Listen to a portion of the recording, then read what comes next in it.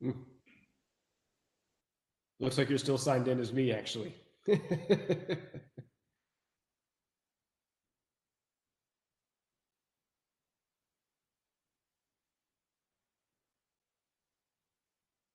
Thinking to myself, how am I signing in again?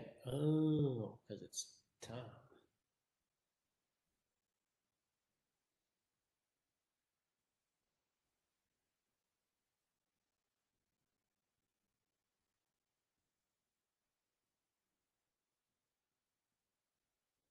Oh, yeah, I was muted that whole time. I just told you the secret of life, Wes, and you missed it because I was muted. Shit. And I don't remember what I said. So anyway, I'm getting out. I'm going to sign out of you and become myself. Is this not incredible, though? The volume of people who just have forgotten. It's nothing's changed. Well, Daryl Moon has been on. I don't know. All the time. Yeah. All right. I'll log out and log back in. Roger that. Hey, Gail.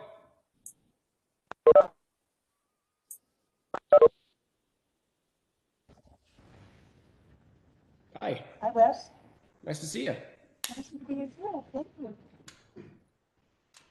Good to see you got on without issue, because it's been an issue. I don't usually have issues. Yeah. My friend Nancy has issues, but I don't usually have issues. And thank you for that. Thank God for that. Yeah. You're welcome. How are things, Gail? How's your week going? Good. We're leaving for Florida tomorrow morning. Oh, wonderful. How long are you going to stay the rest of the year? Yeah, back after Thanksgiving. Okay, nice. So did you vote here or no? I thought you had a place down there. I was wondering if you voted in Florida. No, we have a place down there, but I'm registered to vote here. So Gotcha. We could really use you down there. I'm just kidding. But it's so nice to go down to Florida and still be a part of Rotary, you know? It is. It is. And there we go. Bob Fleischer made it. My man. There we go. What? Hi, Wes. Hi, Bob. Hi.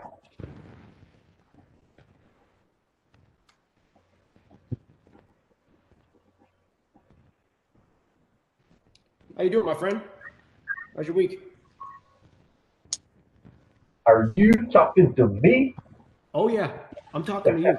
The week's going great, Wes. I appreciate all your help on this. Good, no problem, man. And thank you for your attitude and help our speaker get set up. No problem. No problem. Is it hot in your office, Mary? I have never seen a fan that looks like it's controlled out of the lightning port on your phone. Oh, that's for real. Yeah, it's bad in here, but so yeah. Oh my You can God. show up maybe like It's the 10 minutes best. beforehand. We will be sanitizing and disinfecting the entire bay for your group. So you don't want to come too early just because we really focus on the All right. Mr. Lucas.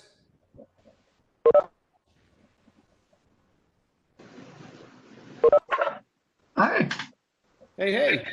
Hey.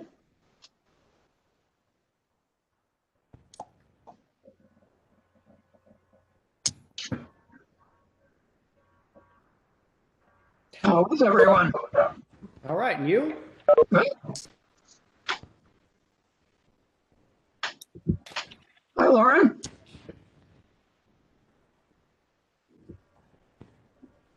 Gail. Hi, how are you, Jack? Bob. Mary. Oh, Nice to see you, Jack. yep. Although we can't see you, Jack. Nice to meet you. How's it going, everybody? Doing good. Hey, Lauren. Wes, how's it going? All right, nice to see you. Thanks. You too.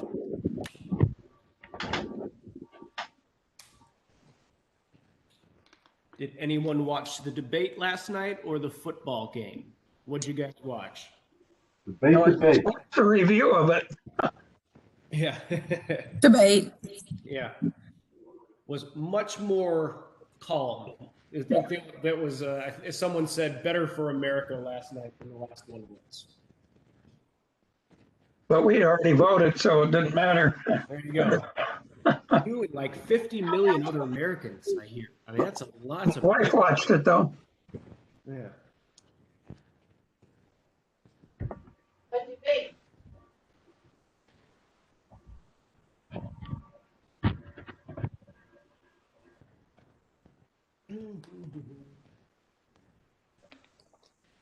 Hey Wes, I'm gonna be buying a new Mac, a new Yeah. computer. Can I pick your brain about that through email? Yeah, absolutely. My understanding is that within this year, they will be coming out with new MacBook Pro computers that will, for the first time, have Apple's very own silicone technology to run it on. They're no longer getting it from outside sources, and it's like, I know that sounds kind of nerdy and stupid, but it's a really, really big deal for Apple, which means that everything should be a lot better. I'm in the market too. As soon as I'm done with, as soon as that comes out, I'll be getting it. So that's where I would steer people towards. But I've helped a couple of other Rotarians get new MacBooks in the last year and set them up and everything. And for just normal usage, if you're not doing like graphic design, if you're doing really heavy video editing or photo editing or things like that, a run-of-the-mill MacBook Air, the ones made in 2020 now, it's a fabulous computer and it'll last you a long time. And it's the least expensive of those out there. I should wait. Mm-hmm. I didn't hear your question, Gail. I'm sorry. Or do you think I should wait? Oh yeah, I'm gonna wait. But the computing power that I'm looking for is well in excess of what I need. It's kind of like buying a supercar when a Honda will do. So you know, there's that comparison. But for most people, a Honda will do. But I kind of just like having all the bells and whistles and having all this, you know, specs on it and everything. So that I'll be waiting on. It's not been officially announced, but all the rumors say sometime in November they'll drop. Mm-hmm. Hey, Daryl, looks like you got on just great. Alan, you too. Thank you, guys. I have a question for you. What kind of work does your company do? We do a full range of remodeling services, everything from design, the initial design, to the final stone that's laid, the final piece of paint that's on the wall. We do everything in between. We really specialize in interior remodeling. That's what my 5 crews of guys that work for me do. The tile setting, the drywall, the painting, all those things. So we focus very much on whole home remodels. So kitchen and 2 baths, or you're just moving into a new home and you want to do, you know, gut it down to the studs. But we do a lot of individual kitchens and individual bathrooms as well, taking them all the way from the design to final warranty. We do everything under one roof. Thanks for the opportunity to run a commercial in front of all these people. And I won't even fine you for that. Wow. Oh, generous. Yeah, thank you. Hey, you know, Bob. Move your camera up. Jack, Alan's gotten a lot nicer during COVID. If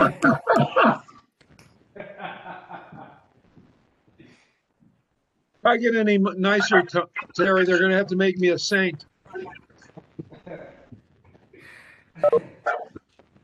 I'm looking around and I'm not seeing any things in the background of anyone's place. I'm trying to adorn my background with some spookiness.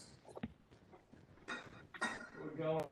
Skull and some crossbones back there. Doing a little.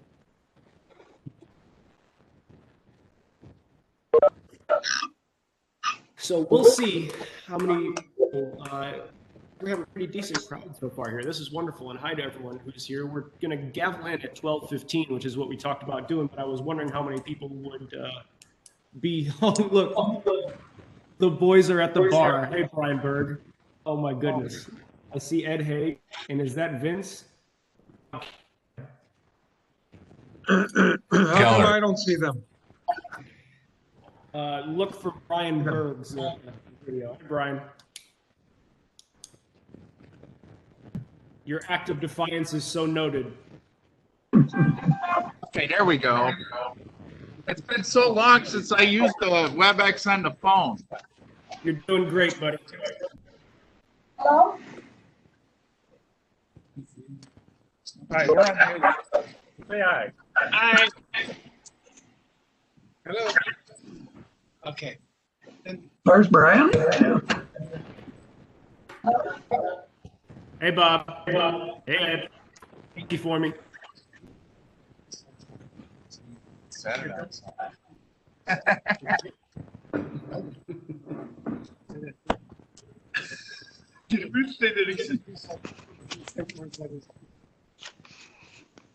All right. Hey, Jim. Hey Wes, how you doing? Jim? Hello.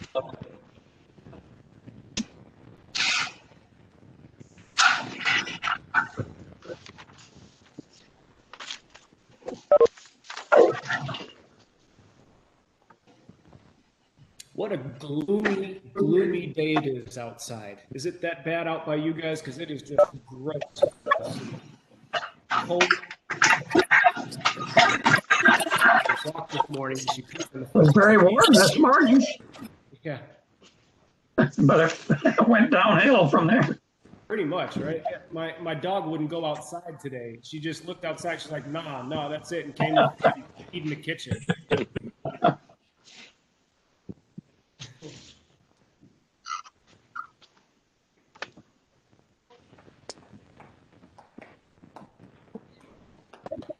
Good afternoon, everyone. Good afternoon, Barry. Hello.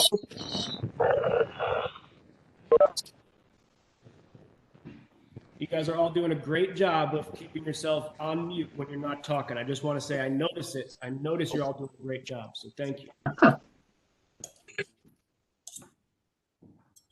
Yeah, it's only 10 o'clock here. What are you doing now?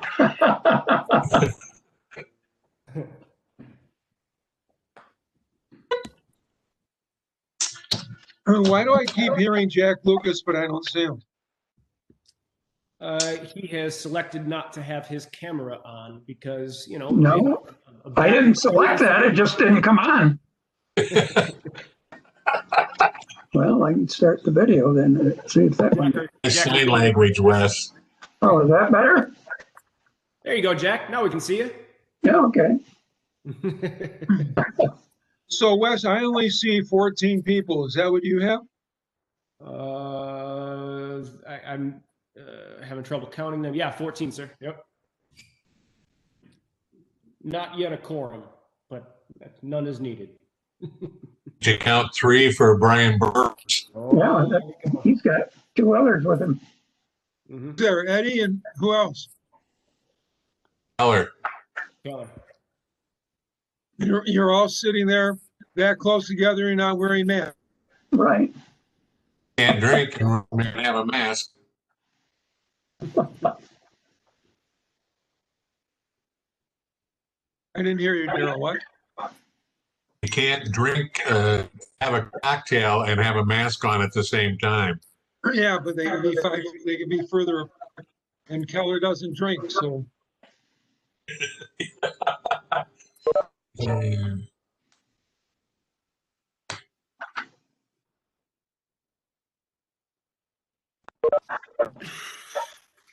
Wait 6 minutes. No problem. You see yourself? Hey, Dad. Hey, Mom. I can hear you. Hi, guys. Just make What's up, my man?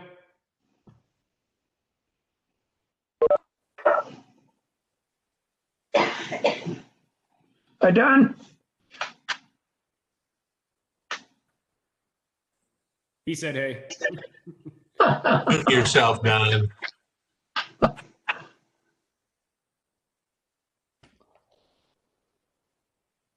Oh, good. Hey, Vince. Vinny, you're muted. Now I'm muted. Not muted.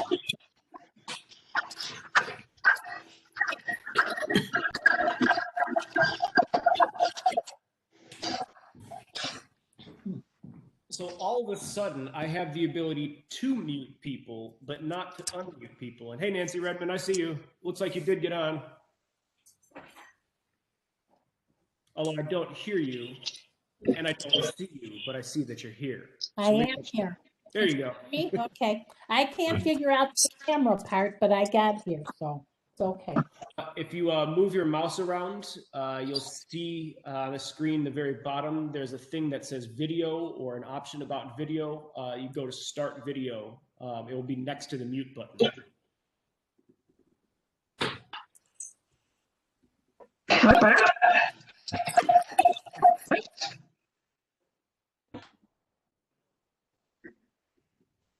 I had to upgrade my version of WebEx to get on here. I guess it's been so long since we've used it. Yeah, you're not the only person, Vince, and that tripped a couple people up for sure. Oh, Alan just got some new accoutrements on his screen. Look at that. Wow, got the flag, yeah. Well, I have the flag and the Rotary flag. This is given to me by Carl Zepp. Oh. He was a little before your time, Wes. Is he passed, Alan? Yeah. Okay.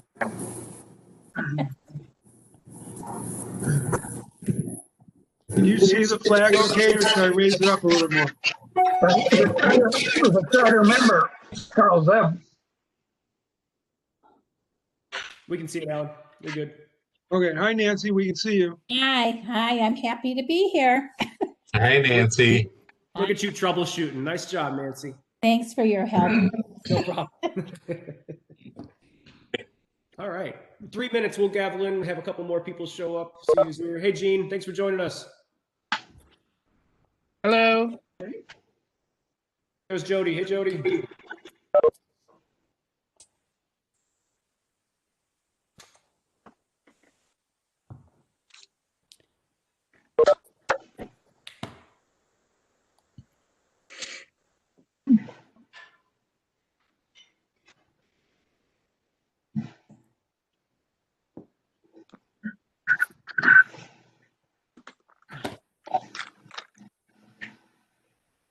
Hey, Mary, is it GSP? Is that your company logo?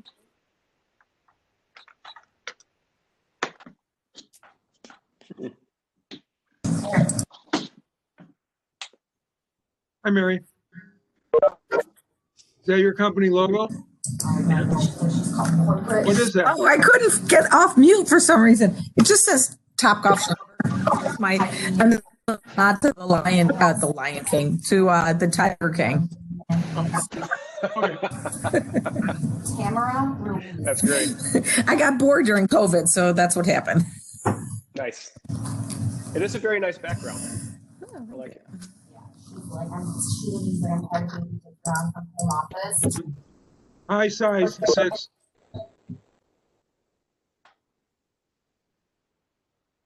All right.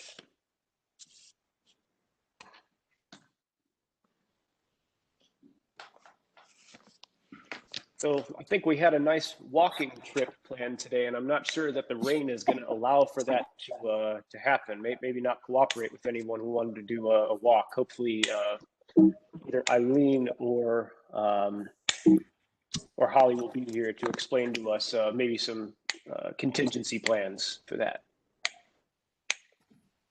Oh, awesome. It's iPhone day. Did everyone know that? It's iPhone day, baby. The new iPhone comes out. Yeah. Oh, sure. Yeah, it does. Of course, I already got mine reserved. I got a spot to pick it up tomorrow at 10 a.m. at the Apple Store in Lincoln Park. And in other completely unrelated news, I have a brand new iPhone 11 Pro, barely used, for sale, just in case anyone is looking for one. Hi, Dr. Montgomery. Oh my gosh. He's on hold. Thanks for joining us, Doctor. Tamara, give me just one moment. I'm actually going to. I can't unmute. I love your new hairdo. Man, I hear you guys have to go through so many more precautions now, Dr. Montgomery, than you had to before with the PPE and stuff. That's got to be a whole new thing for you guys. Yeah, it is. It is, but it's okay. I mean, the idea of not being safe is, you do what you got to do, right, to keep everybody healthy and safe. So it's okay. Well, we're all used to it now. Yeah, good. It's good to see everybody. Same. Thanks for being here with us. And since it is 12:15, our normal time, I see him on this beautiful bottle of whiskey. Call this meeting to order. And thank you guys for being here today. I don't see him yet, but I think we have a great meeting. We have a speaker named Michael Comerford who's going to be here. This is the 16th, sweet 16th Rotary meeting of our year, and we're going to start it the way that we always do. And if we could take a look at Alan Gabe's screen, he has an American flag for us. And Alan, since you're up there, can I ask you to lead us in the Pledge of Allegiance? You sure you want me to do it? Okay.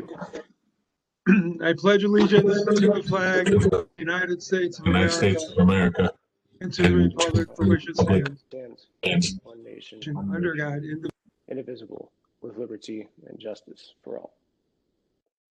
Thank you, Alan. I appreciate it. Sorry, there was a lot of noise, so I had to put us on mute there for a little bit. But I was hoping that we could also do the four-way pact in the way I interact with others. Pat Gronwald, would you mind leading us in the four-way pact? If you could go ahead and unmute yourself too. I don't have the ability to unmute you anymore. You have to do that. So go ahead and do that. And you're still muted, Pat. There you go. The four-way pact. And I'm afraid that I'm going to start it with first. I will have the courage to tell the whole truth. Courage to tell the whole truth. I will be kind in the way I tell it. I will be fair and not seek selfish advantage. I will keep an open heart and an open mind. Thank you, Pat. And a closed mouth. Thank you, Pat. Sorry, I didn't have it up quick enough to put up there. Yeah, that's okay. Let me see, a keynote. Here we go. Rotary meeting. So, and if we could introduce any guests that we have. I am looking around to see if our guest speaker is here yet. Bob, do you see him? I don't. And Bob, if you don't mind, could you reach out to him and just make sure that he has the credentials and meeting information to get in and everything while we're here. So since I don't see our guests, we don't have any guests who are joining us that I see. Hey, Steve, I see you. Thanks for joining us, my friend. Talk about some good news of the week. And I got a couple really interesting ones this week that I think everyone is going to like. I think you guys can all see my screen right now.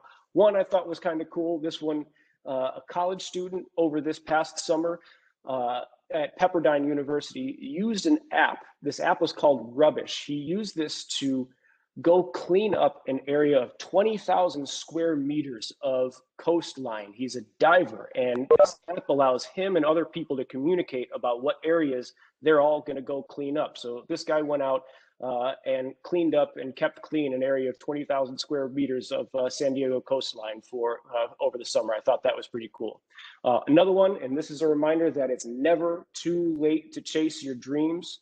74-year-old Egyptian grandfather becomes the world's oldest professional footballer. I thought that was pretty cool. He has 8 grandchildren, and Guinness Book of World Records has him now as the oldest footballer in the world. And he looks pretty spry, I'll tell you that. This one, bless this woman's heart. This one had me laughing a little bit at first, but it's a good story because this has to be the overcommitment of 2020 when I read the headline. English woman takes in 14 Tanzanian children after month-long trip to Africa changed her life forever. It sounds like one heck of a commitment that she made here, especially because she's a very young woman. She's 26 years old, and she made a 1-month trip to Tanzania. But as it turns out, the orphanage that she had worked at shut down, and she actually set up a nonprofit back in the UK to get all of these kids back to the UK. So apparently she's not just doing this alone, which was how I read the headline at first, which was a really incredible commitment that she's made. So all those things I thought were pretty nice and should make people happy out there. And I got to tell you, I'm pretty happy. $5 happy is, as I mentioned earlier, it's iPhone day, and I'm getting my new iPhone 12 Pro tomorrow morning at 10 o'clock. You know, congratulations if you own iPhone stock or Apple stock. Exactly. So looking around to see, is anybody else happy out there today? Does anybody else have some happy dollars they want to give? Pat Cronwell, go ahead and unmute yourself. Yeah, I can't hear you, Pat. Can't hear you. Can't hear you.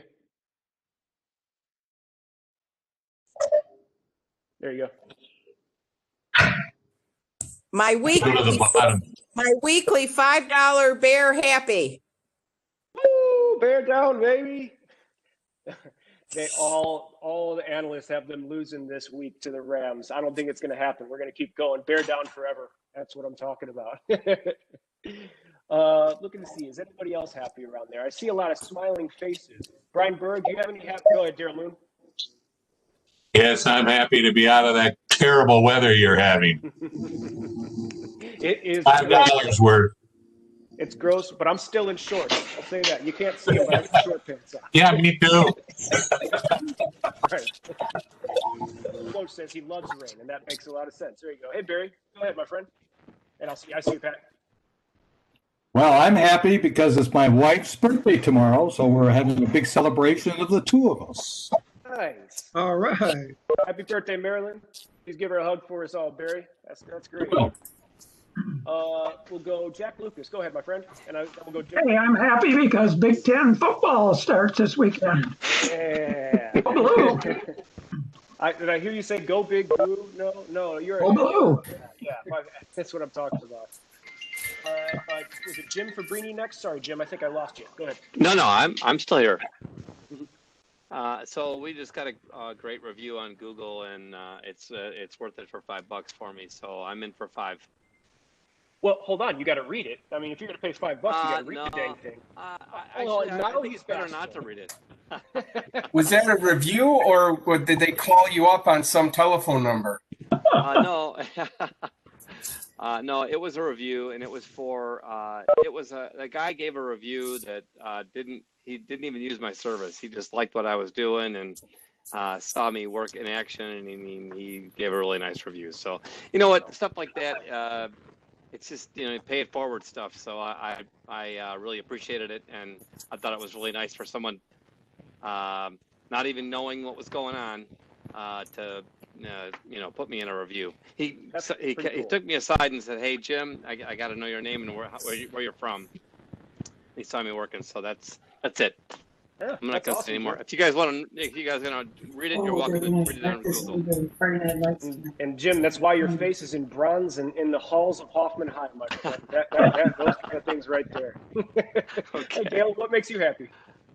I'm happy because tomorrow we're leaving for Florida, and we're going to be gone until right after Thanksgiving. And because we won't be back until after Thanksgiving, I put up all my holiday decorations, so my house is completely decorated for Christmas already. So when I come back, everything will be done. Nice. So everybody drive by Gail's house if you want to feel festive. Well, not the outside. Oh. I couldn't do the outside. Gotcha. Nice. So I see Glenn and Ed, and I'm going to go ahead and unmute you guys because you're at the bar, and if you're not giving a happy dollar for being at the bar, guys, I can't help you. Glenn and Ed, you see them both trying to figure out how to work the phone? Squinting. All right. Sorry, guys. I had to take my shots. Anybody else happy out there? I'm looking to see any hands up, and if not, that's totally fine. Tom Ghosh, go ahead, my friend. Yeah, unexpectedly, we're going to have all 3 boys, everybody home this weekend. So haven't had everybody in the house since 4th of July. So we're very, very happy with that. To have the big fella home and the other 2, how I feel. Suddenly there's a lot less room in the Ghosh house right now. Yeah, elbow. That's great. Brian Berg, anyone got any more happy dollars? Anyone there? Seeing none, I'll go ahead and move on to club business and announcements. And I think that there are a couple. Pat Gronwald, did you have one that you wanted to share? Very much so. I have today written the check for the first payment to Harper College Educational Foundation for ACE2, and I will get it countersigned as soon as this meeting is over, and we're up and running. I'd sent out an email indicating that we already had 70 applications in hand. It's actually now up closer to 80. And we're moving forward. Our committee is meeting on Monday, and we're going to keep this going. We get a digital round of applause for Pat and the entire committee. That's just wonderful, and congratulations. Making our payments and filling our obligations there, and that's just wonderful to see. Thank you, Pat. Thanks for the report. Are there any other club business or announcements? Anyone else have? Nancy Redmond, go ahead. You got to unmute yourself. I cannot unmute you. Go ahead. You're good. Okay. I had the sad task yesterday of canceling our cocktail party for November and our holiday party for December. So you can clear your calendars of those dates. Thank you. Thank you for letting me know, Nancy, and letting us know. It's with regret that we do those things, but that's something we have to do. Thank you, Nancy. I appreciate it. Holly, go ahead. Well, we're not going walking today. It's miserable. Yeah. So next Friday, though, I think next Friday is a go. And we're going to do like a 1.5-ish loop and then do it 2 or 3 times for people who are uber motivated. Nice. Next Friday. And my thought was that if you were to, let's just say, fill up like a coffee mug with, I don't know, some spiked cider or something like that, my guess is that no one would be any the wiser. So just thought I'd throw that one out there. I'm with you. Like that illumination at the Arboretum, they do these little gigs like with hot chocolate, might or might not have some Baileys in it, Who knows? It's all good. Got to stay warm out there. Yeah. Thank you, Holly. Go ahead, Tom. Next week. A couple of quick things. I am keeping up in the chat with the links to Happy to pay your happy dollars, pay your balance, and it's also in the body of every email that goes out from Bill. And just so you know, the Rotary Club does have a YouTube page that has all of the videos from at least the ones that I've uploaded that from the past 50 years, the butterfly garden from a couple of weeks ago, as well as past meetings. And there's the link to that. Subscribe to it. If we get 25 subscribers, we can actually make it a name, youtube.com/Schaumburg Hoffman Rotary. So lots of interesting things in there. Look at all of those good looking people and lots of memories up there. So give it a look-see when you have a chance, and subscribe. Thank you, Tom. Appreciate that. Thanks for posting the links down there. Everyone pay your happy dollars, pay your balance down there. Hey, Sarah, thanks for joining us. Whose birthday was it back there? Ooh, we got some heart balloons. That's wonderful. All right. My last bit of business and club announcements before we turn it over to our illustrious fine master, Alan Gabe.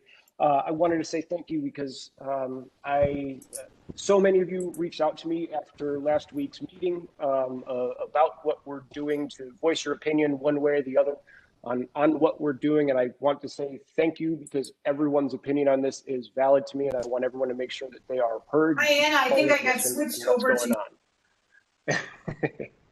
Sorry, someone else's audio came in there. So just for me, thank you for your emails. Thank you for your concern. Thank you for helping us get through this really, really crappy, awful, tough time with a great attitude and in one piece. So I appreciate that. And with that, I am going to turn it over to Wes, I'm sorry. Real quick, I just got an email from Robert Fleischer, whose computer is crashed or something. So just so you know, we might not be able to introduce our speaker when it comes down to it. Excellent. And I do not see our speaker here yet. Do you, Tom? No, I'll keep looking. I'll let you know in the chat. Thank you. And while I'm doing this, I think we're both on an email with him earlier today. Would you mind reaching out to him and making sure he has the link to get into the meeting? Thank you kindly. So with that, if you don't mind, we'll turn it over to our fine master to raise some money, raise some spirits, raise our good feelings. How's it going, Alan Gabe? Very well. Thank you, Your Highness. So who's doing the buzz today? Gene, thank you. So the first thing is, if you're wearing the same Rotary shirt that I am wearing, you do not pay any fines today. And it was kind of difficult for me because I had court, so you'll see that I'm wearing a tie and dress shirt underneath. But I did say I was going to wear my Rotary attire. So if you're wearing this Rotary shirt, no fines. Now, if you are not, if I don't say how much the fine is, we'll make it $2. If you are not wearing Rotary attire, that will be a fine of $2. If you do not have your PIN, that's $2. If you were late to today's meeting, and I saw some people who came in late, so, you know, a lot of these are, is it the truth? I'm going to trust all of you. Keeping in mind that we are keeping track of everybody who's fined, and we know who it is and who is not, who's paying. If you're not wearing your PIN, that'll be a fine. If you did not reach out to another club member this week, Jim, that's not wearing your PIN, that's holding it, so that'll be $2. You're on mute, which is good because what you probably said was not something that we want to say in mixed company. If you did not reach out to a fellow Rotarian this past week for a non-Rotary matter, that'll be $2. If you did not reach out to Bill Landwehr to see how he's doing after his surgery, that'll be $2. If you did not reach out to Bonnie McCullough, that'll be $2. I happened to speak to Jim this morning. Bonnie's doing much better, and she appreciates everybody's concern. She's even went out to dinner the other night, and she happened to go out to dinner with our illustrious president's mother, and she's doing better.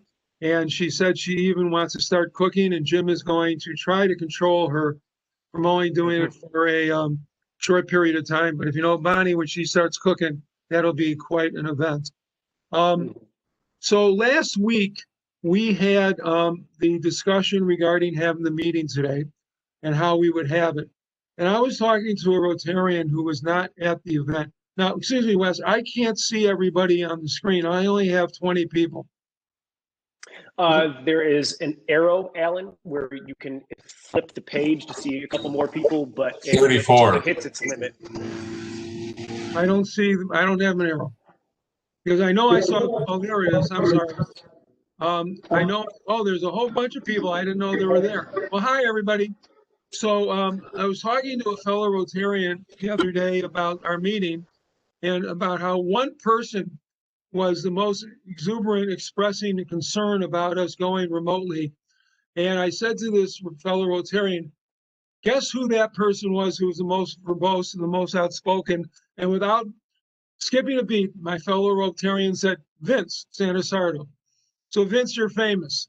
And because of that, you're going to pay $2.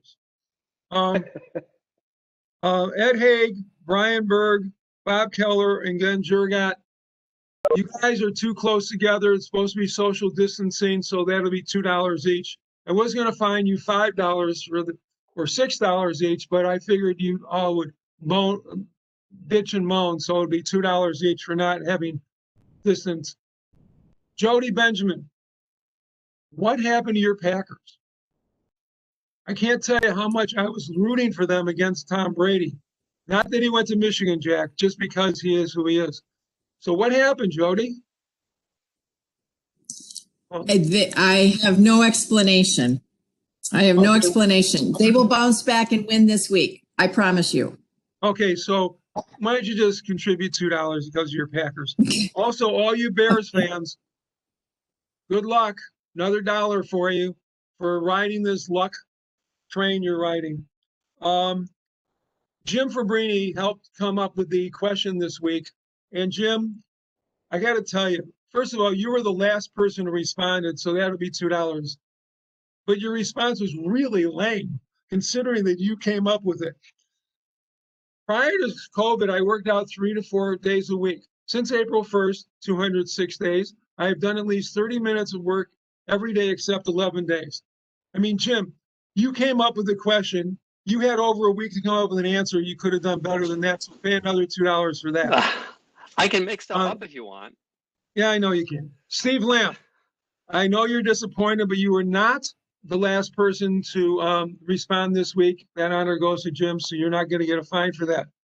Some of the interesting responses were from Mary Sprague. Hers was, I started walking 10,000 steps per day. It lasted 2 weeks. Good try, Mary. So why don't you pay a couple bucks for that? Daryl had one which every grandparent would know. I spent countless hours with my granddaughter, Mackenzie. My mind is better off because of those hours. Ain't that true? So contribute $2. $2, please. So Vince again, in his quiet, inimitable way, here's his response when I said, Jim, help me with it.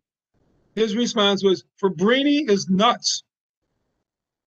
This pandemic has been terrible for our minds and bodies. So Vince, why don't you go contribute $2? But he did say he was washing the dishes after he and his wife prepared 3 meals a day. Mary Jo, I love Mary Jo. Her difference is trying new drinks included in this. Probably so, Mary Jo. But you should contribute a couple bucks. Pat's response really was resonant to me. As far as my mind is concerned, the one thing I qualify as elevation is diving into the study of racism in America, both historically and present day. I know she and I talked a little bit about it. I recommended a movie for her, The Green Book. I just thought that was wonderful. Samantha, who I don't see, went through some things that she's revamped her children's eating habits, which has helped her with her eating habits. And therefore, she says, I myself lost healthy weight. So, quote, I look stunning in my wedding dress. Just saying. So we all know Samantha's getting married. That's Speaking awesome. of married, we have Mary Sprague with a guest. Who's your guest, Mary? Hi. Unmute yourself. Hey, this is Baral. Did I say that right? Do you Hi guys? guys, it's Meryl from Shop with the Cop and the Old Marriott. Hi, Old Marriott. How are you? Good. How are you guys? Hi, Jean. She's what? Nancy.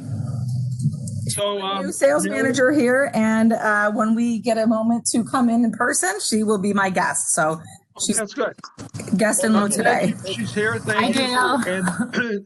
And I'm glad she's there because now, if you did not bring a guest today, that'll be $2. We did it. Yeah. So going back to the questions, Gene, when Gene got inducted as president, many of you were members, and she made a comment that for some reason I remembered. She said that she could still wear size 6 underwear. So in response to her question this week, her answer was, I still wear size 6 underwear, which I consider a great victory. So my comment to Gene was, Gene, get new material. So I should fine you $6, but I won't. I'll only fine you $2 because you've said that twice.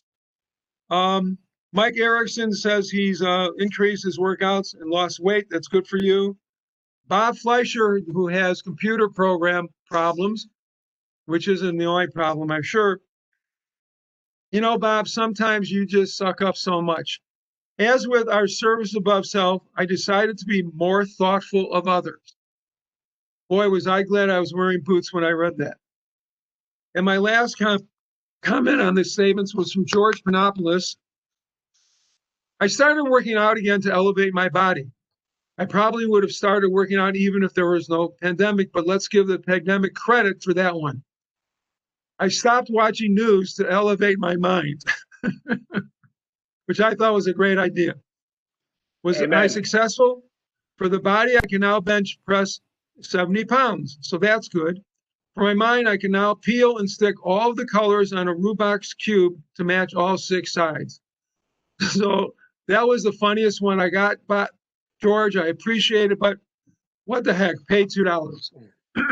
Now, if you have a company logo that you are wearing or in the background, that'll be $5 because that's advertising. You know who you are. I'm going to have another quiz today. Now, of course, I can't see who has money in their hand. I can't see who is giving their answers for whom, but this is being honest, okay? 2 weeks ago, I asked, what would you be doing if you weren't doing what you're doing now? One person said that that person would have been a figure skater. So being PC, not PC, and going back to some stereotypes, I'm only going to include women members in this answer because I don't want any of you guys to make snide remarks. So of the 5 women who I am going to read off, who do you think wanted to be a figure skater? Heather, Nanette, Jody, Holly, or Rebecca? Okay, I'll repeat them. Heather, Nanette, Jody, Holly, and Rebecca. Now, obviously, some of those people know that they're not the right answer. So I'm not going to give it away. So I'm not going to answer it from yet, but I'm just going to go through all 5 and raise your hand if you thought it was Heather who wanted to be a figure skater. Heather, you can't vote. Okay, so anybody who thought Heather was going to be a figure skater, raise your hand. Pat, and I can't see everybody else. Vince, are you eating or are you raising your hand? Gene is voting for Heather. You're eating, okay. Okay, so only 2 people thought it was Heather. How many people thought it was Nanette? Now, Nanette, of course, you can't vote, so we got a number of hands. I can't count that high. So we have a number of people for Nanette. Moving on, how many people thought it was Jody? How many people thought it was Jody who was going to be a figure skater? Raise your hands. Again, Jody cannot vote. Holly, since you weren't supposed to vote, remember, because you're one of the 5 finalists. So that'll be $2, Holly. Thank you very much. How many people thought Holly was going to be the figure skater? I'm really glad no one voted since she already voted for somebody else. I would have been really disappointed. And last but not least, how many thought that Dr. Rebecca Montgomery would have been the figure skater?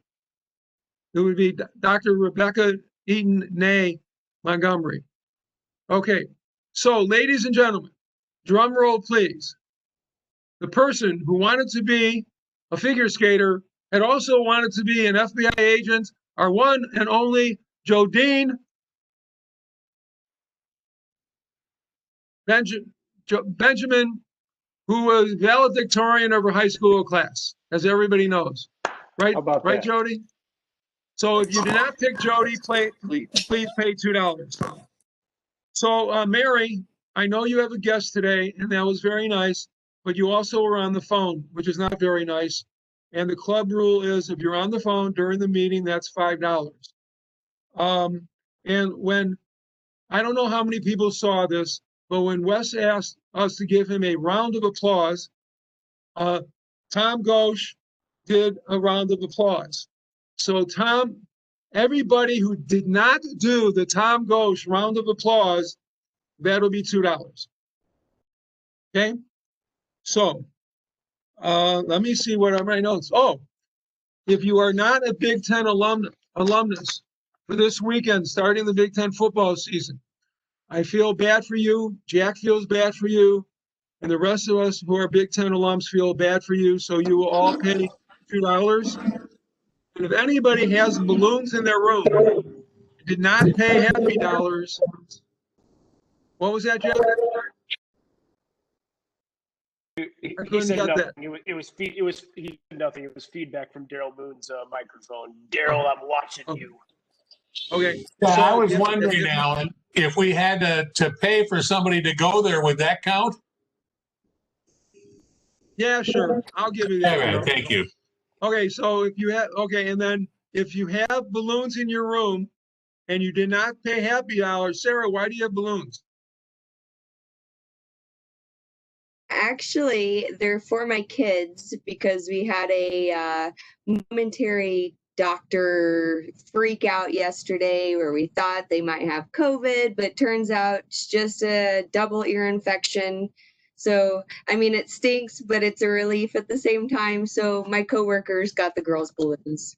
Okay, you don't have to pay a fine on that one. You get a pass for that. Okay, so I know There's a this double is ear infection. Wow. So I know this is probably an impossible, but if you haven't paid a fine today, pay $2 because it's for the kids. Everybody stay safe and healthy, wear your masks, and Wes, back to you. Thank you, Alan. I appreciate it. And, thank you for raising money for our club. That was fun today. I appreciate it. I could have sworn Nanette was the figure skater. I'm just going to say it. That's just me.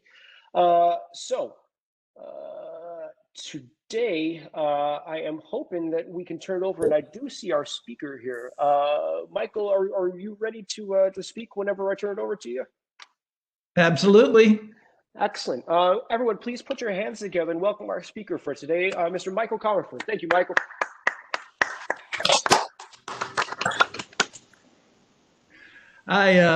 Thank you very much. I really, I love Rotary clubs. I covered many of them as a reporter for 30 years, and I attended many of them here in Barrington, and considered being one of them for a while, but I just didn't make it. I didn't make the cut, but I'm here to speak about American Oz, which is my book that just made the #1 Amazon bestseller list. And so I have a little speech for you, and I'm going to read that, and we'll take questions afterwards. It's not just a book. It does have some importance, and it's going to be some food for thought for everybody here at the Rotary. I'm familiar with your format. So first, I'd like to say that I spent a year in traveling carnivals. I am a Pulitzer nominee journalist. I've worked around the world in. Let me read from the back of my book. I thought maybe this would be in the introduction. Since it wasn't, I will read from the back of my book so you know who I am first. I'm an former international journalist who worked in Chicago, New York, Budapest, and Moscow. I bicycled 3 times cross country and hitchhiked across America, Europe, the Middle East, and North Africa. I've ridden freight trains and rounded up cattle out west, studied Buddhism in the Himalayas, and won a heavyweight boxing championship in Ireland. I've toured almost 100 countries, swam the headwaters of the Nile, fought off a hippo attack, and toured ecological disaster areas in the Amazon. I now live in the Chicago area to be near my daughter. I promised her I'd stay closer to home for a while. I spent a year in traveling carnivals, and I worked them and wrote about them. I wrote a blog as I was going. I wrote magazine articles. I posted videos and pictures as I was going, but nobody knew as I was going along that I was a writer. So first, before we get into this, you should know a little bit about carny lingo. There's a whole carnival language, but also carnival slang. And one is plush is prizes, and a bally is a routine to draw a crowd. And to be with it means that you're traveling with a traveling carnival. And I'd like to open with one of the stories I told on this year in traveling carnivals, I went to 10 carnivals in 10 states. So I worked in California, New Jersey, New York, Chicago, Alaska, Minnesota, Oklahoma, Texas, Georgia, and Florida. And in Florida, I was in a freak show, but they didn't see the inner freak in me. But I lived on carnival wages, and so I hitchhiked 14,000 miles between carnivals. So this is all part of what you're about to hear. but on one of these hitchhiking rides, I was picked up by a preacher, and he asked me, he asked me to tell him a joke from a carnival joke, and so this is the way I'll start off. And this carny ends up dying, and he dies at the same time as the Pope, and they both go to heaven. And they're at the front gate, the pearly gates, and St. Peter says to the Pope and the carny, "Hey, I see you've both been all right, guys, and come on in." And so he shows the carny a beautiful mansion and some waterfalls, even a Ferris wheel in the front yard. And then he shows the Pope a little rotten apartment with a toilet and a single bed. And the Pope turns to him and says, "St. Peter, I think you've got this mixed up." And St. Peter says, "Well, why?" He says, "Well, I'm the Pope. He's the carny." And St. Peter says, "Well, I know that. I get lots of popes up here, but I get darn few carnies." So, but I tell that joke because it has something to do with the way that this book is written. It's about the working poor. It's about immigration. It's about a lot of the stories, because I bring some of this journalism background that I have to it, and how carnival people are looked down upon. And there was this famous intellectual at one time. His name was David Foster Wallace, and he wrote for the Harper's Magazine. And in it, Harper's Magazine, the cover story, in it, he said, the carnival people I saw at the Illinois State Fair had sinister tans and the low the highbrow forehead and low jaw that's associated with fetal alcohol syndrome. They were itinerant, insular, swarthy, unclean, and not to be trusted. But think of any other group in this world where you could just, in a major publication, talk about a whole group of people like that. And to this day makes me upset. But American Oz is really about another America, the America you haven't seen. And after you read it, you won't see a state fair or a local village festival the same again. I was 54 years old and a veteran journalist when I set out on this venture. And I wanted to tell great stories, and these carnival people seemed like traveling secrets around America. I also wanted to tell the story of income inequality in the Silicon Valley. So what I did, and something called the Silicon Chasm. So at the very beginning, I did not have this whole idea in mind. I wanted to stay in one carnival, tell one story. And so I went out in the Zephyr to the Silicon Valley, and I said, well, I'll tell the story of the Silicon Chasm, which is the Silicon Valley has the most homeless people per person in the country and the richest people in the whole country, and in fact, in all of history. So I went to a carnival run by a former professional wrestler named George DeLevo, whose wrestling name was Beautiful Bo Paradise. He once wrestled on the same bill as Hulk Hogan, and at the Cow Palace. And he said, when I was in Chicago, "Come on out here. We all have blogs out here in Silicon Valley," he said. And so when I came out, he was stunned to find out I was a real writer, not just a blogger. And so he fired me right away. And he's just said, "You have a stupid idea. No carnival owner is going to hire you to work his carnival and write about you." He said, "I worked for Vince McMahon, and Vince McMahon owned his writers. And if I can't control you, then you're a danger to me. And so no one's going to hire you. And half of these big carnivals have their staff is Mexican, and you don't speak Spanish. You're not going to get to know the Mexicans. This isn't going to work." And he gave me $60 and said, "You know what? Down the road, Butler Amusements is setting up." And I looked at him, and instead of getting angry, I realized this guy was handing me a gift, which I realized I'm not going to spend my year with one carnival. I'm going to go to several. And I'm not going to tell carnival owners or carnival workers that I'm writing about them. And I'll go down to Mexico and I'll go see where these Mexicans are all from and what they're all about and how they live between two worlds. And so I went over to Butler. I got hired and I was on my way. And so beautiful Bow Paradise, I owe for that. I jumped on the BART. Oh, that's right. So after I got fired, I jumped on the BART, which is their L system. And I went down to Oakland and I rode my bicycle around and I found that carnival and I got hired. And I eventually ran a swing ride called the Lollies and a carousel. And I really, even at that point, thought I was an immersion journalist along the lines of Upton Sinclair in The Jungle. We here in Chicago know that Upton Sinclair in 1905 published The Jungle. He spent 6 weeks in the meatpacking district in Chicago to write that book.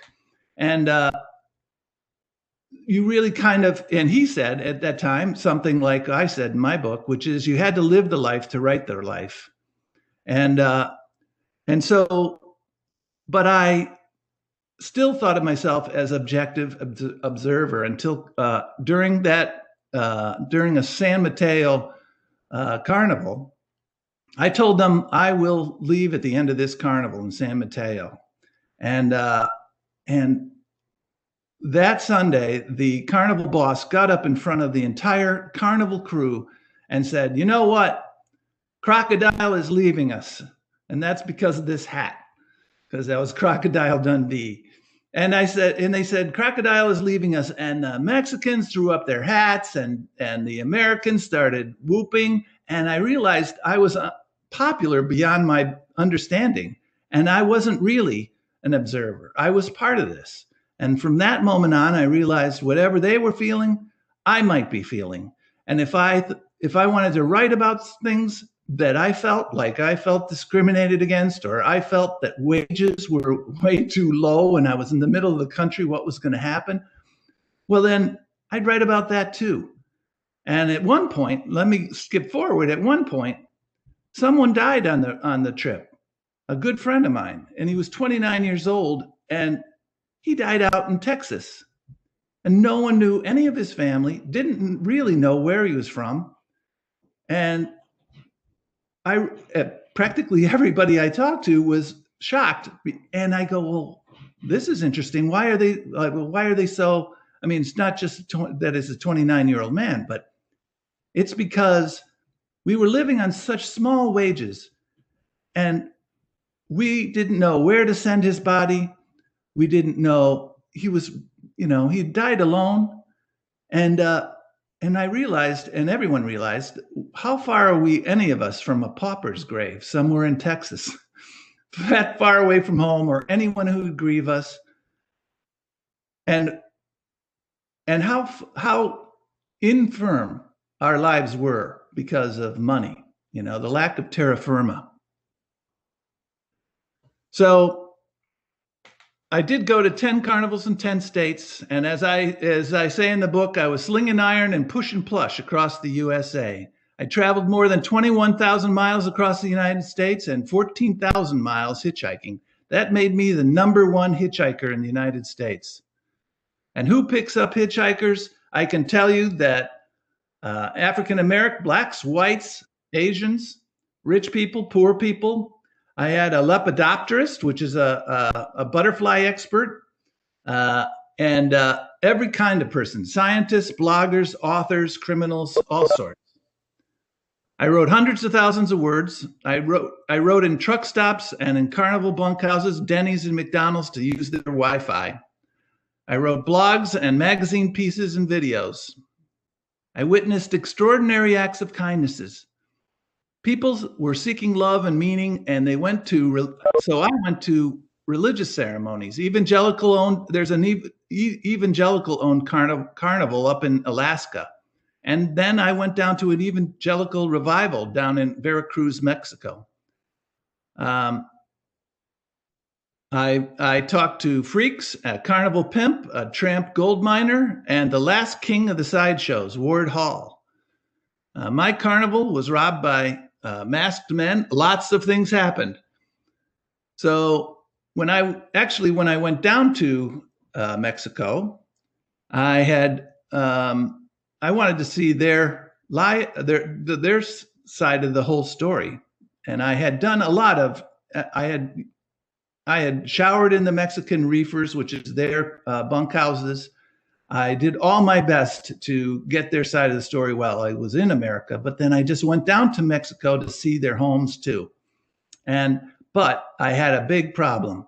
As I was heading down there, I realized I had lost all their names, I had lost all their addresses, and I didn't have any phone numbers.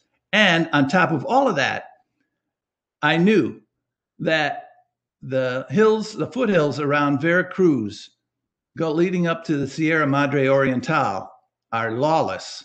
And right around there, they were having a drug war, the Zetas against the Sinaloa cartel. And it is known by journalists as the most violent place in Mexico for killing of journalists. So I was going virtually naked right into the which empties out of men every year for 9 months. It's a ghost town for 9 months. And these guys come up north to work the carnivals, and they work well. They can set up a Ferris wheel and tear it down in no time flat because they know how to do it, and they come back every year. And the Americans, it's low pay. Your home is on the road, and there's high turnover of Americans. So actually, it's for the same reason why the American railroads relied a lot on the Chinese versus the Americans, because the Americans kind of drifted in and out of those jobs. And the Chinese came and stayed. These Mexicans come back year after year, and they know how to do all these rides. And it's amazing to see. And to look at their wages, to see their homes, and to see how they deal with the difference between living up north and living away from home, the separation anxiety. And so I explore some of the issues of home and family and living on the road. And through all of this, by the way, is a sub-theme, because I'm a father also. And for this year, I'm away from my 7-year-old daughter. And I did see her. I came back to Chicago. In Chicago, by the way, I worked in Gage Park, which is quite violent little neighborhood. And I worked in Washington Park, right next to University of Chicago. And I worked in Humboldt Park for the Puerto Rican Fest. But I had to leave her behind. And that family separation that I felt, I wrote about all year also, because that's no small thing. Because carnivals are skeins of families. And anyone who wants to understand carnivals has to know these are mothers and fathers, they're brothers and sisters, they all have families, and they are people like you and me who are seeking love and meaning in our lives, but they do it on the road. And one of the messages of my book is that we're all connected in more ways than we know. And these people in carnivals, their job, every one of them, especially the ride jockeys, which were the people that that set up the rides and ran the rides, would say, we're doing it for the kids. And I ask, what better job in this world is there than to make other people happy, which is their job. So the wonder, the whole trip, as you look back on it, and as I look back on it, if you read it, makes you feel wonder for the diversity of the landscape and for the diversity of American people, because Alaskans, an Eskimo carny is miles away different than a Bronx carny or a Silicon Valley carny. And the landscape has so much to do with who we are, and has so much to do with how we think and behave. And all of that is in the book. And really, after writing something like this and looking back on this, you cannot help but be a bit in awe and of wonder of America. And so when I started my first hitchhiking ride, my first hitchhiking attempt was out of San Mateo. And I thought, oh my God, no one's going to pick me up. And it was hours. Believe me, it was hours I waited. So I started to sing to myself. As I was walking down that ribbon of a highway, I saw above me the endless skyway. I saw below me the golden valley. This land is made for you and me. This land is your land. This land is my land. From California to the New York Island. From the redwood forest to the clear blue waters. This land was made for you and me. This land was made for you and me. So I'm going to leave you on a valley. I'm going to leave you with a valley. And this starts me out on the book because a valley is something that attracts you to something. And when I'm leaving you with this book, because I'm hoping that some of you, Gail or George or Bruce or Barry or Daryl or Wesley, somebody is going to end up buying this book. But this is a valley, okay? And I call it the Valley of American Eyes. From Alaska to Mexico, from New York to Cali, from Dallas to Chi-Town, hear my valley. Change your life, it's meant to be. Win big money, free, free, free. Be shocked, be amazed on every page. Be younger, be smarter in a tech age. Say no to the square life, say no to the blahs, say yes to the wonders of American eyes. Ladies and gentlemen, Michael Sean Comerford.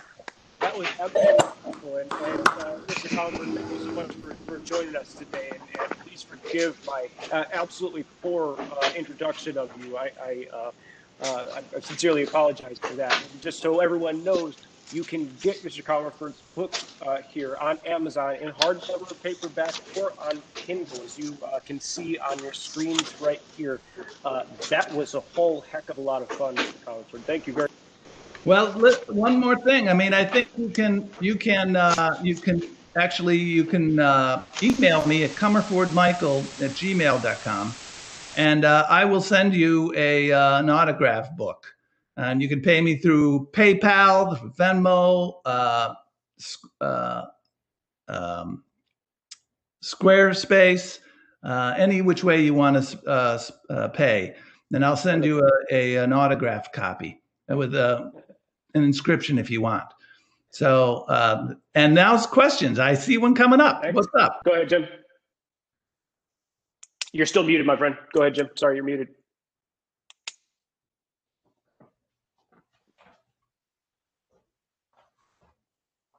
Sorry, Jim's trying to unmute himself here. I've got a question in the meantime. Go ahead, Gene. So, Michael, you said you were 54 years old. And I'm not trying to find out how old you are, but what year was that? It's 2013, 2014. Wow. And so what happened was Obama was president. There's a running joke on that. And but it was an attempt to. It was a story about America and all the people you meet driving. In that hitchhiking, it's like being in a confessional. People were telling me stories that they never told even their best friend. I heard people, people got very deep in those conversations because it's just you and them for hours. Mm-hmm. And it's amazing. I call it in the book, I'm not sure, but this might be the greatest show on earth is hitchhiking, because if you really are, you're going to listen to them and you're not just talking about yourself.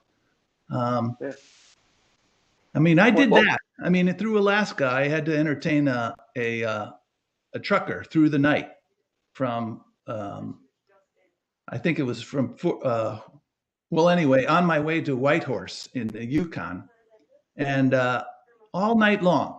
And so I did a lot of talking about myself, and I have a whole spiel. I have a lot. I can be quite a showman when I'm hitchhiking. Okay, my question for you is, what was the best job you did in the carnival? Thank you. The best job, well, I can tell you I did a lot of things. I ran the Dumbos here in Chicago. I ran the Grand Carousel in Chicago. And that was a lot of fun. The Grand Carousel was almost 100-year-old carousel. And it was, I stood there and the Chicago Tribune came by. Rick Kogan is a friend of mine, and he sent a photographer over. He did a column on me for the magazine. And I stood on that carousel, and there was the Chicago Tribune taking pictures of me. And I was telling everyone how to ride the carousel and how special that carousel was. And by the way, at that carousel, I had my life threatened by a young lady. And so there was a danger along the way. But I would say the most fun I had as a carnival worker was working the Lollies, which is a swing ride out in California. And there was a delay between hitting the lift button to lift everyone off the ground, and those swings go round and round. And so I went out, I'd hit the button, I'd walk out, and I'd tell everybody, "Okay, everybody, are you ready?" I said, "Up, up." And they would go up with every word. And then I'd say, "And away." And they would fly away. And it looked like I was doing it right there. And the kids would scream, and the parents loved it, and people lined up. And it was a difference maker in that carnival, because until that moment, the carousel was the biggest draw. And I turned the biggest draw in the carnival, entire Butler Carnival, into the Lollies, because there were lines of people coming to see the act that I was putting on. Where did you sleep? And can you tell us about your sleeping conditions? Well, the sleeping conditions in carnivals was rough. By the way, there's something called eyesLikeCarnivals.com, and that's my blog. And I will tell you that you'll see a lot of photos of it, because it varied widely. You could sleep in bunkhouses if you were a ride jockey and you were setting up rides and so forth, and you're traveling with the carnival. And some carnivals had great bunkhouses and some had really awful ones. But the one in Chicago was so awful. It's down in Chicago Heights. It's in the middle of a cow field. 40 Angus cows roamed around us. And those bunkhouses, none of the doors worked. So mosquitoes and flies are coming in, and you open up the door and you might step into a cow patty. It was a living sewer out there. And so some carnies slept in rides and so forth. And when I hitchhiked, I occasionally slept outside, and I slept one time on Alligator Alley in Florida, because a cop made me. And in Alaska, I slept outside just because I was hitchhiking for days on end. For 3 days, I slept outside, and everyone said, "Well, you're lucky to be alive, because the bears, eat hitchhikers."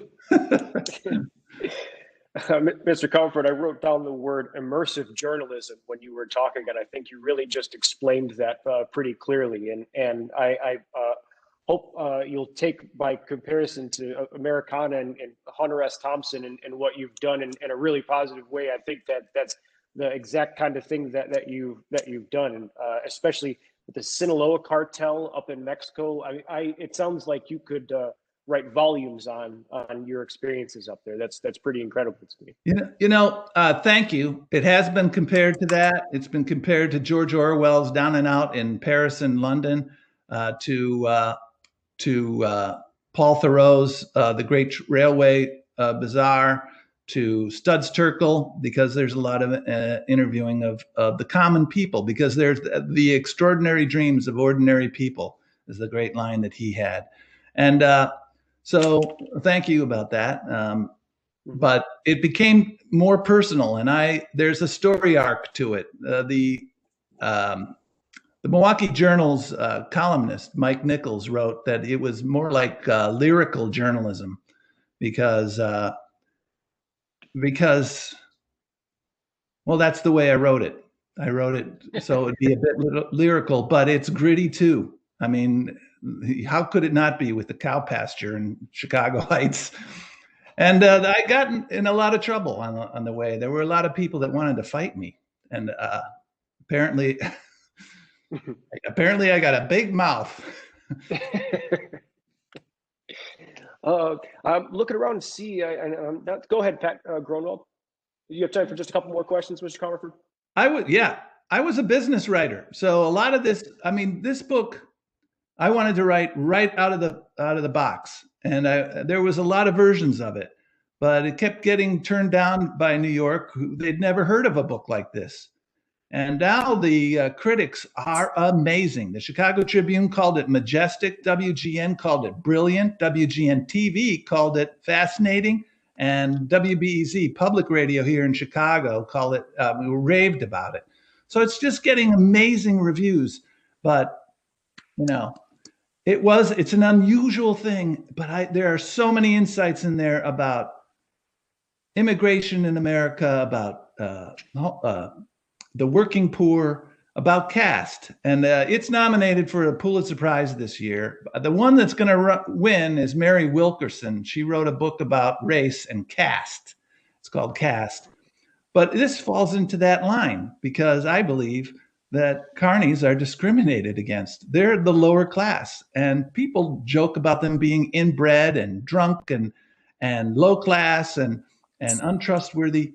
But the people I met were the salt of the earth and who worked hard, and I'd be proud to be called a carny, but I was no carny. That's a great description. Pat, you have one more question? One more. Can you tell us about the most memorable or a memorable character you came across in your travels? You know, there's so many, but I'll just mention one that comes to mind. And one was the tub thug. So there's this game where you throw 16-inch softballs into a kind of a laundry basket. And if they stay in, you win a big prize. But there's ways to manipulate the game so that you win when I want you to win. And so he called himself a thug. And so he's a black guy down in Texas, and he had gold teeth, but he was also very friendly, and he sang a lot, and he could rap like nothing, and he loved country music, but he was a pimp. And so when I met him up in the State Fair of Minnesota, I had no idea, but gradually I figured it out. And he was running girls in Dallas from everywhere in the United States from carnivals over the phone. And it was an amazing thing. And finally, I mean, I worked with him in the state at the State Fair of the Oklahoma State Fair and the State Fair of State Fair of Texas. And I sat next to him one rainy day. And I said, you know, I had a long discussion with him, and I said, what makes you tick, tub thug? And he says, man, I'd like to find one good woman. I go, what? Because I would like to get I'd like to stop pimping. I don't want to go to jail. He says, I want to find one good woman, and I want to settle down. And maybe I'll get a CDL, and I'll drive truck, or I'll do something, but I'll get out of the business, and just one good woman. And he says, that's not too much to ask, is it, Mike? And I go, well, I'm talking to a Rotary Club. This guy thought the mountain is to be square and the regular life. That was a mountain to him. But his life to pimp, that was too easy. That's the life he was, and he turned to me and said, Mike, I'm the best. I'm the best. I'm Sir Trey, the tub thug. And he says, I'm the best. What are you the best at, Mike? I said, nothing. He says, poor Mike Love. That was his name for me. It was Mike Love. Because I wouldn't go out with him. Which meant I wouldn't buy one of his, services. He was an interesting guy. Wow. If only he could find the right gal. That's pretty incredible. And it pimping ain't easy. I don't know why. No, life ain't easy for the pimp. Ladies and gentlemen, Mr. Michael Colford, thank you so much for being here with us today. Thank you. So, Wes, I have a question. Yes. I have Go ahead, should that be the question? Should that be the Rotary Fun and Frolic question for next week? I think it should. The Rotary question should be, can we find the right girl? Find the right pimp. All right.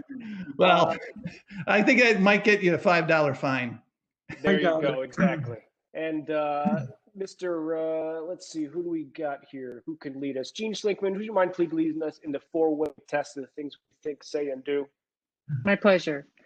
4-way test. First, is it true? Is it the truth? Is it fair to all concerned?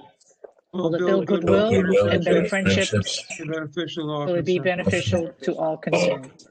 Have a great weekend. This week, thank you guys. Have a great weekend. Let your actions serve as a reminder that Rotary opens opportunities. Have a great weekend, everyone. Mr. Comerford, thank you. That was a hoot, my friend. Excellent. Great adventure. I look forward to seeing your review, Gene. Okay. I'll get this video to you as I can. It's the whole thing was recorded. Oh yeah, I definitely need it because I improve with every interview.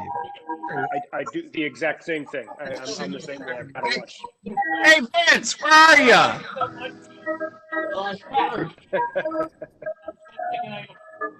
Boys, Everybody. Bye bye. Hey, Glenn. Glenn, are you still on? Yeah, he's on. Well, He's muted though. Are you guys at Chandler's? Yes, we are. Where are you? Well, I thought you were gonna let us know if you were gonna do that. No, we let you know last Friday. Who's all there? Right now. When the kid said no, Who's all there, guys? It's Glenn, it's Bob Keller, it's I hear Ed harassing someone. Hey, are you guys gonna do this again next week? Well, it depends. If you're coming, no. If you're not coming yet.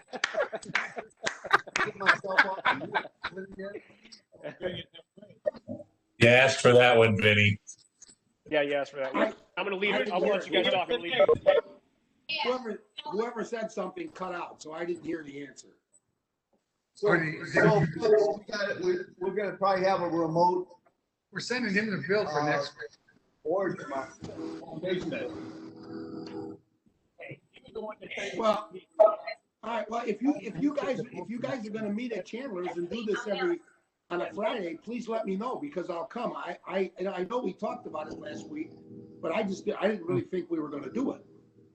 All right, we'll do it next week. Tell this round is on him. The board, foundation board is 10:30 next